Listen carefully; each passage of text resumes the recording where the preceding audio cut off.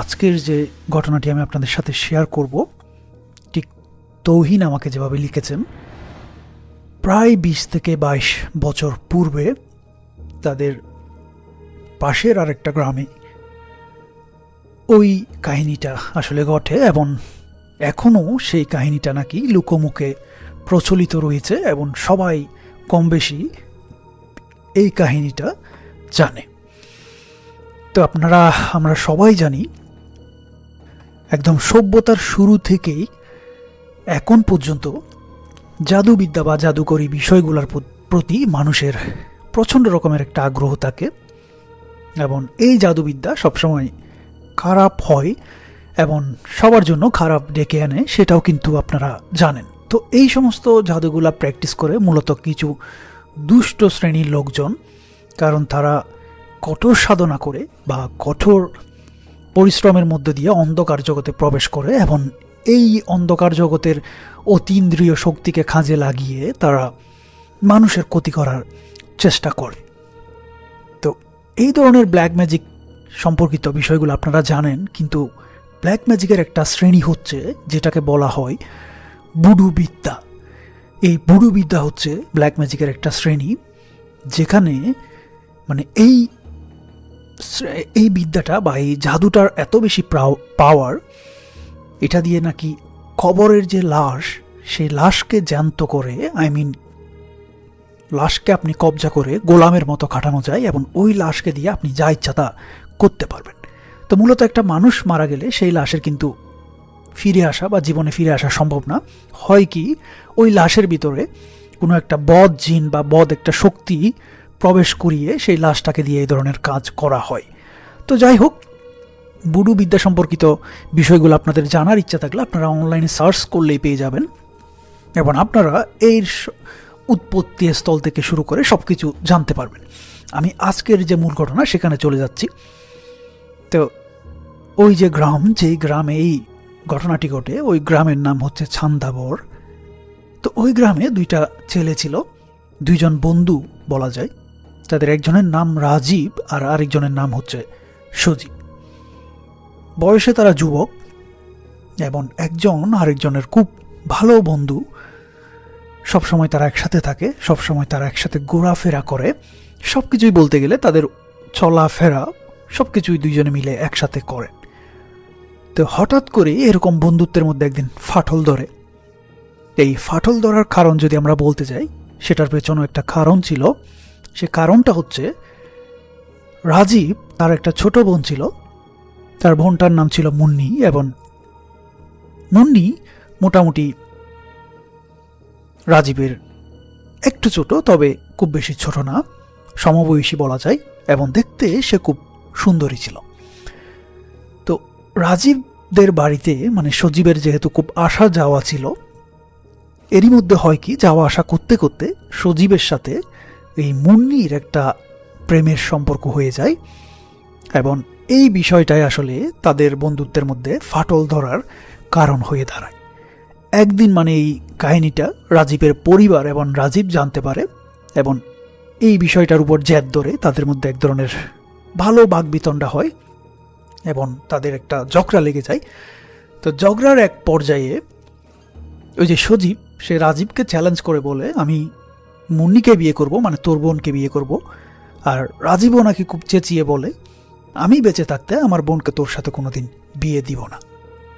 যাই হোক, এভাবে দুই বন্ধু হয়ে যায় একজন আরেকজনের চিরশত্রু। দুইজনের মধ্যে সম্পর্কের বিপরীত একটা দিক সঙ্গে সঙ্গে প্রতিষ্ঠিত হয় এবং এইখান থেকেই শুরু হয় মূল ঘটনা। রাজীব আর সজীবের এই ঝগড়ার প্রায় 1 থেকে 1.5 মাস পর হঠাৎ করে রাজীব জ্বরে আক্রান্ত হয় এবং তার যে জ্বর, শুরুর দিকে সেটা সে মনে করেছিল সাধারণ কোনো জ্বর। তো জ্বরের যে উপাদেয় বা জ্বরের যে ওষুধপত্র, সেগুলা সে নিতে থাকে, কিন্তু জ্বর আসলে কোনোভাবে কমে না এবং দিন দিন যত সামনের দিকে যাচ্ছে সে আরও বেশি অসুস্থ হয়ে যাচ্ছে এবং তার শরীরের অবস্থা আরও বেশি নাজেহাল হয়ে যাচ্ছে। এমন একটা পর্যায়ে গিয়ে দেখা যায় রাজীব আর বিছানা ছেড়ে উঠতে পারতেছে না, এবং তার যে যে চালিকা শক্তি বা জীবনের যে শক্তি, শরীরের যে শক্তি, সব যেন হারিয়ে গিয়েছে। এবং সে নিজেকে মনে করতেছে বা ফিল করতেছে সে একজন বুড়ো লোক, 70-80 বছরের বৃদ্ধ দাদা দাদিদের আমরা যেরকম দেখেছিলাম বা দেখি, তারা হাঁটতে পারে না, উঠতে পারে না, ঠিক ওই রকম একটা অবস্থা। এইরকম অবস্থাতে গিয়ে রাজীবের পরিবারও খুব বিচলিত হয়ে পড়ে এবং তারা নানা চিকিৎসার ব্যবস্থা করতে থাকে। কিন্তু এত চিকিৎসা, এত ডাক্তার, এত ব্যবস্থার পরেও কোনোভাবেই রাজীবের কোনো পরিবর্তন হয় না, এবং তার শরীর আস্তে আস্তে আরও পড়তে থাকে এবং তাকে মৃত্যুর দিকে বলা যায় ঠেলে দিতে থাকে। তো এই অসুস্থতার মধ্যে রাজীব প্রতিদিন রাত্রে অদ্ভুত একটা স্বপ্ন দেখা শুরু করে, এবং সেই স্বপ্নটা ছিল খুবই অদ্ভুত। বলতেছি কারণ এই স্বপ্নের মধ্যে রাজীব দেখত সে একটা লাশের খাটিয়ার মধ্যে শুয়ে আছে, এবং সেই হচ্ছে লাশটা সে নিজেই, এবং চারপাশে তার আত্মীয় স্বজনরা খুব কান্না করতেছে। এবং দূরে, কিছুটা দূরে দেখা যায়, আবচা, চেহারাটা বোঝা যাচ্ছে না, একজন লোক, তার সমবয়সী। লোকটাকে দেখে তার মনে হচ্ছিল সে লোকটাকে চেনে, কিন্তু তার চেহারা খুব একটা পরিষ্কার দেখা যাচ্ছিল না। সেই লোকটা যে সেখানে দাঁড়িয়ে হাসতেছিল এবং অট্ট হাসিতে ফেটে পড়তেছিল, সে জিনিসটা রাজীব লাশের খাটিয়াতে শুয়ে দেখতে থাকে। তো এরকম ভয়ঙ্কর স্বপ্ন দেখে রাজীবের ঘুম ভেঙে যায়, এবং এমনিতেই তার শরীরের অবস্থা খারাপ, ঘুম হয় না, খাওয়া দাওয়া করতে পারে না, তার উপর এইরকম ভয়ঙ্কর স্বপ্ন প্রতি রাতে যখন দেখা শুরু হয়, রাজীবের অবস্থা একদম বলা যায় মৃত্যুশয্যায় গিয়ে এসে দাঁড়ায়। তো এরই মাঝখানে আরেকটা কাহিনী ঘটে যায়। রাজীবের ছোট একজন চাচা ছিল, তিনি হঠাৎ একদিন বাড়ির পেছনে তাদের একটা বাঁশঝাড় ছিল, সেই বাঁশঝাড়ে যায় তিনি কিছু আগাছা পরিষ্কার করার জন্য। এবং আগাছা পরিষ্কার করতে করতে তিনি হঠাৎ একটা জায়গায় দেখেন কিছুটা মাটি কুড়ে যদি রাখা হয়, নতুন মাটি, ওইরকম একটা ডিবির মতো হয়ে আছে। মনে হচ্ছে মানে এখানে কেউ কোনো কিছু কুড়ে আবার মাটিটা ছাপা দিয়ে দিয়েছে। তো কিউরিসিটির জায়গা থেকে রাজীবের চাচা তিনি এগিয়ে যান, কারণ ওনার হাতে একটা দা ছিল, সেই দাটা দিয়ে উনি কোঁচাতে থাকেন সেই মাটির ডিবিটা, এবং কোঁচাতে কোঁচাতে একটা সময় তিনি একটা জিনিস দেখতে পান। সেটা হচ্ছে একটা ছোট বাচ্চার হাতের মতো চিকন একটা হাত ওই গর্ত থেকে বা ওই মাটির ডিবি থেকে বের হয়ে আসে। এরকম একটা জিনিস দেখার পর রাজীবের চাচা তিনি খুব বেশি ভয় পান, এবং তিনি করেন কি, সেখান থেকে পরিমরি করে দৌড় দিয়ে ওঠানে চলে যান বাড়ির, এবং সবাইকে ডেকে বলেন বাড়ির পেছনে কে জানি ছোট বাচ্চা মেরে পুঁতে রেখেছে, এবং আমি সেটা দেখেছি। তো সবাই রাজীবের চাচার সাথে সঙ্গে সঙ্গে যান, এবং সবাই মিলে যখন ওই জায়গাটা আরও ভালো করে কুড়া হয়, এবং সেখান থেকে একটা বের হয়ে আসে ছোট বাচ্চার মতো একটা অবয়ব বলা যাবে না, আসলে ছোট বাচ্চার মতো একটা আকৃতি। তো তারা প্রথমে মনে করে এটা আসলে ছোট বাচ্চা, কারণ দেখতে একদম ছোট বাচ্চার মনে হচ্ছিল, কিন্তু তারা সেটাকে ধরে ছোঁয়ার বা কোন সাহসটা পায় না, কারণ তারা দেখে সে বাচ্চাটার পুরো শরীরে ছোট ছোট ছোট ছোট অসংখ্য প্যারেকের মতো অনেকগুলা পিন ঢুকানো আছে, এবং বাচ্চাটার মুখের যে দাঁত, ওই দাঁতের ফাঁকে তাবিজের মতো একটা জিনিস কামড়ে ধরে রাখা হয়েছে, এরকম একটা অবস্থা।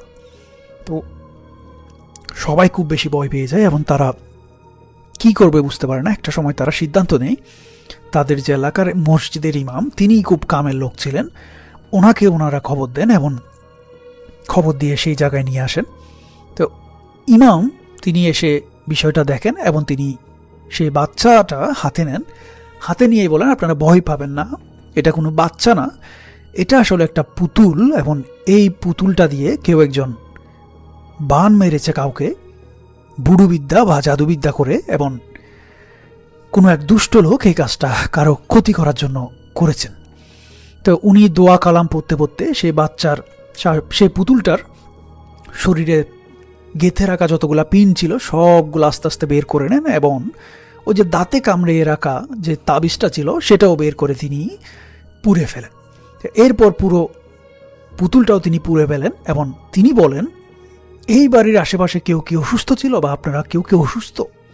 তখন রাজীবের পরিবার এবং রাজীব সবাই এক এক কথায় মানে লাফ দিয়ে ওঠেন এবং তারা বলেন রাজীবের সাথে এই কাহিনী হয়েছে বা এতদিন ধরে তিনি অসুস্থ। তো হুজুর বলে আসলে কোনো একজন আপনাদের উপর জের ধরে বা আপনাদের সাথে শত্রুতামি করে এই কাজটা করেছেন যাতে রাজীবকে মেরে ফেলতে পারে। আসলে এই যে পুতুলটা মাটির ভিতর পুঁতে রাখা হয়েছিল, তো এই সিস্টেমটা হচ্ছে যে আপনার পুতুলটা যতদিন পর্যন্ত মাটির নিচে থাকবে এবং আস্তে আস্তে পচতে শুরু করবে, নষ্ট হতে শুরু করবে, যাকে উদ্দেশ্য করে বান মারা হয়েছে মানে রাজীবও আস্তে আস্তে দুর্বল হইতে থাকবে এবং পুতুলটা একটা সময় যখন পচতে পচতে একদম মাটিতে মিশে যাবে তখনই রাজীবও আসলে মারা যেত। যাই হোক, তার কপাল ভালো ছিল, এর আগে এই পুতুলটা উদ্ধার করা হয় এবং নষ্ট করা হয়। তখন রাজীবকে জিজ্ঞেস করা হয় তোমার সাথে কি কারো কোনো শত্রুতামি আছে কিনা বা কারোর সাথে সমস্যা হয়েছে কিনা। তো রাজীব তখন তার বন্ধুর সাথে হওয়া ভাগ বিতণ্ডার কথা সবার সামনে তুলে ধরেন এবং সবাই বুঝতে পারে কাজটা সজীব করেছে। তো সবাই গিয়ে গ্রামের মোড়লকে ধরেন এবং গ্রামের মোড়ল সজীবকে সেখানে উপস্থিত করেন।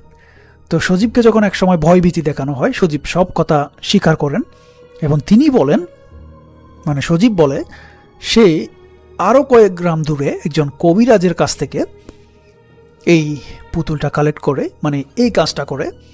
তো সেখানে গিয়ে নাকি সে এটার জন্য বলেছিল এবং কবিরাজ তাকে বলে এই যে পুতুলটার মধ্যে আমি এভাবে পিন গেঁথে দিলাম এবং তাবিজ দিয়ে দিলাম, তুমি করবা কি এই পুতুলটাকে কোনো একটা হুজুরের কাছে নিয়ে গিয়ে জানাজার একটা নামাজ পড়াবা এবং জানাজার নামাজ পড়িয়ে যার তুমি ক্ষতি করতে চাও তার বাড়ির 40 হাতের মধ্যে বা 40 গজের মধ্যে তুমি এই পুতুলটা পুঁতে দিবা। তো সজীব করে কি, সেই পুতুলটা ওইভাবে কবিরাজের কথা মতো একটা হুজুরের কাছে নিয়ে যান এবং হুজুরকে দিয়ে যখন জানাজা পড়াতে চান, হুজুর বলে এটা কার লাশ, কাফনের কাপড়ের নিচে কার লাশ। তখন সজীব বলে আসলে এটা আমার ছোট ভাইয়ের লাশ, সে 1 ঘন্টা আগে হয়েছিল মৃত, সেজন্য আমরা কাউকে দেখাতে চাচ্ছি না, আপনি কষ্ট করে জানাজার নামাজটা পড়িয়ে দিন এবং আপনাকে ভালো একটা টাকা পয়সা দিব, আমরা লাশটা দাফন করে দিই। এভাবে তার একটা হুজুর ম্যানেজ করে এবং জানাজার নামাজ পড়িয়ে ওই পুতুলটাকে রাজীবের বাড়ির পাশে নিয়ে এসে পুঁতে দেওয়া হয়।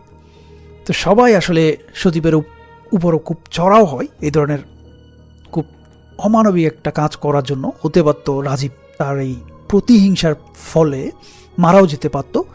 যাই হোক, সজীব সবার সামনে মাপ চায়, তারপরও তাকে পুলিশের হাতে দিয়ে দেওয়া হয় এবং রাজীব এই কাহিনীর পরে আস্তে আস্তে ভালো হতে শুরু করে এবং তার যে শারীরিক দুর্বলতা, অসুস্থতা, সেটাও আস্তে আস্তে কেটে যায় এবং সে সম্পূর্ণরূপে সপ্তাহখানেকের মধ্যে সুস্থ হয়ে যায়। তো পরবর্তীতে সজীবকে পুলিশ ছেড়ে দেয় রাজীবের পরিবারের কথা মতোই, মানে তারা তাকে মাফ করে দেয় এবং বলে এই ধরনের কাজ যাতে সে আর ভবিষ্যতে না করে। যাই হোক, এটাই ছিল মূলত কাহিনী এবং আমাকে লিখেছেন তৌহিন ময়মনসিংহ থেকে। কেমন লাগলো আপনাদের অবশ্যই জানাবেন।